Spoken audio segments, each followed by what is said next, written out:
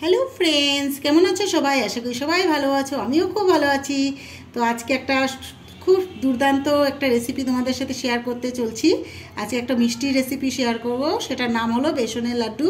বেসনের লাড্ডু অনেকেই খেতে ভালোবাসে, আমার ঘরেও খুব ভালোবাসে। তো আজকে আমি বানাবো, তাই তোমাদের সাথে শেয়ার করছি। তো বেসনের লাড্ডু বানানোর জন্য যা যা লাগবে বন্ধুরা, এখানে আছে বেসন, আছে 1 বাটি, আছে গুঁড়ো দুধ, আছে কাজু কটা খুলে রেখেছি, এখানে এলাচ গুঁড়ো আছে, আছে চিনি গুঁড়ো করে রেখেছি। তো চলো রান্নাটা স্টার্ট করছি। তো এখানে আমি কড়াইটা বসিয়ে দিয়েছি, কড়াইটা গরম হয়েছে, এখন আমি ঘি দিয়ে দিব। তো এখানে আমি ঘি দিয়ে দিয়েছি 50 গ্রামের মতো। যেহেতু আমার বেসন কম, কোয়ান্টিটি কম, তার জন্য আমি 50 গ্রাম দিয়েছি। যদি তোমরা বেসনটা বেশি থাকে তো ঘির পরিমাণটা একটু বাড়িয়ে দিতে পারো। তো আমার 1 বাটি বেসনের জন্য 50 গ্রাম ঘি যথেষ্ট। তো এটা ঘিটা একটু গরম হোক, তারপর আমি বেসনটা দিয়ে দিব। তো আমার ঘিটা গরম হয়ে গেছে, দেখতে পাচ্ছ। তো এখন আমি বেসনটা দিয়ে দিচ্ছি।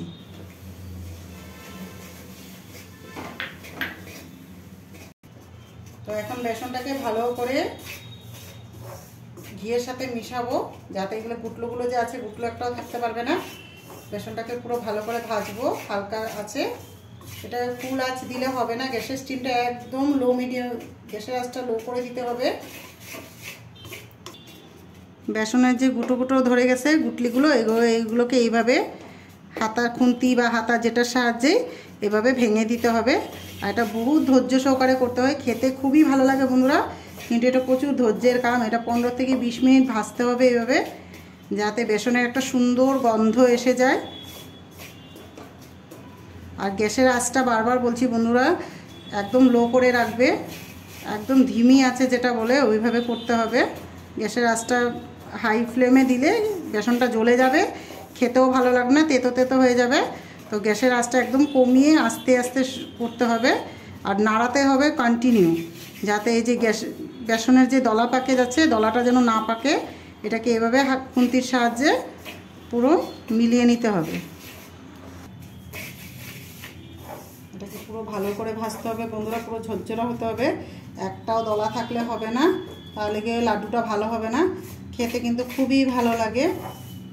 বেসনের লাড্ডু কে কে খেয়েছো বন্ধুরা? আমরা তো সবসময় মিষ্টির দোকানেই খাই, কিন্তু ঘরে বানিয়ে দিলে বাচ্চাদেরকে নিজের হাতে কতটাই ভালো লাগে বলো। তো এই আমি চেষ্টা করছি, আগেও আমি করেছি, তো আমার ঘরে খেয়ে সবাই ভালো বলেছে। তো আজকে আবার বানাচ্ছি, তো বলছি না, বন্ধুদের সাথে শেয়ার করি। সব কিছুই যখন রান্না শেয়ার করি, তো এটা কেন বাদ যাবে বলো, এটাও তোমাদের সাথে শেয়ার করি। তার জন্য আজকে আমি বলছি না, করছি যখন বন্ধুদেরকে সবাইকে দেখাবো এটা। তো দেখতে পাচ্ছ বন্ধুরা, খুব সুন্দর করে হয়ে গেছে, ঘিটা পুরো বসে গেছে, মানে বেসনের সাথে পুরো মিক্স হয়ে গেছে। এখন লাড্ডু দলা করলেই লাড্ডু হয়ে যাবে। তো এখানে আমার চিনি দিতে হবে, চিনি দেওয়া হয়নি, তো এখন আমি নামিয়ে নেব। পুরো হয়ে গেছে, দেখতে পাচ্ছ কি সুন্দর, খুব সুন্দর একটা, মানে খুব সুন্দর একটা গন্ধ বেরিয়েছে, কি বলবো, মিষ্টি একটা গন্ধ যে থাকে বেসনের, ওটা বেরিয়ে গেছে। তো আমার পুরো হয়ে গেছে, আর একটু হলে ভালো লাগবে না। তো এখন আমি নামিয়ে নিচ্ছি, গ্যাসটা বন্ধ করে দিলাম। তো এখন এটাকে একটু ঠান্ডা হতে দেব, এত গরম লাড্ডু পাকানো যাবে না, হাত পুরো জ্বলে যাবে বন্ধুরা। তো একটু ঠান্ডা হতে দিচ্ছি, তারপর এখানে চিনি মিশিয়ে দিব, এলাচ গুঁড়ো মিশিয়ে দিব, তারপরে লাড্ডুটা তৈরি করব। তো এখানে কাজু কিছু কুচো করে রেখেছি, এটা দিয়ে দিব। এখন একটু ঠান্ডা হয়ে গেছে, এখানে চিনি রেখেছি 1 বাটি, চিনি দিয়ে দিব। তো এখানে আমি চিনি দিয়ে দিচ্ছি। তো এখানে এলাচ গুঁড়ো করে রেখেছি, এলাচ গুঁড়োটা পুরো দিয়ে দিলাম। আর এখানে অল্প গুঁড়ো দিয়ে দিচ্ছি, এটা অপশনাল, কিন্তু আমার ভালো লাগে বন্ধুরা, খেতে আরও ভালো লাগবে, তার জন্য দিয়ে দিলাম। অল্প করে দিয়েছি, সামান্য পরিমাণে। এখন এটাকে ভালো করে মিক্স করব। গরম রয়ে গেছে, ভালোই গরম আছে, এখন ভালো করে মিক্স করে নেব। ভালোই গরম রয়ে গেছে বন্ধুরা, কিন্তু এইভাবে এই গরমে না করলে জিনিসগুলো মিশবে না ভালো করে, লাড্ডুটাও ভালো হবে না। আমি আমল দুধটা দিয়েছি, দিলে আরও টেস্টটা বেড়ে যায়, তোমরা এভাবে ট্রাই করো, ভালো লাগবে।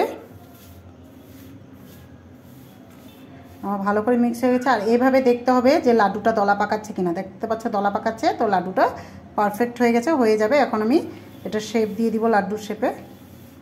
তো বন্ধুরা দেখতে পাচ্ছ, এরকম করে হাতের চাপ দিয়ে দিয়ে, এখন একটু ঠান্ডা হয়ে গেছে, এইভাবে চাপ দিয়ে দিয়ে করতে হবে। আমি একটা বানিয়েছি, এটা বানিয়ে রেখেছি, দেখতে পাচ্ছ কত সুন্দর হয়েছে। এইভাবে হাতের চাপ দিয়ে দিয়ে দিয়ে দিয়ে, দেখতে পাচ্ছ কি সুন্দর হয়ে গেছে, খেতে খুবই দুর্দান্ত লাগে বন্ধুরা। ঘরে কোনো অকেশন হলেও বানাতে পারবা, এমনিও তো খেতে ইচ্ছে করে। কি সুন্দর হয়েছে, দেখতে পেয়েছো? এইভাবে এই দেখো তোমাদের সামনে করলাম, আমি আরেকটা করে দেখাচ্ছি। এইভাবে নিবে, নিয়ে হাতের চাপে চাপে করতে হবে জিনিসটাকে, অল্প অল্প করে নিয়ে হাতের চাপে চাপে করতে হবে। গন্ধটা খুব সুন্দর বেরিয়েছে, মানে কি বলবো, এখনই খেতে ইচ্ছে করছে। দেখতে পাচ্ছ খুব সুন্দর করে, আমি কোনো হাতে ঘি নেইনি, কিচ্ছু নেইনি, যা দিয়েছি ঘি ওটাতেই হয়ে গেছে আমার। দেখতে পাচ্ছ কত সুন্দর হয়েছে।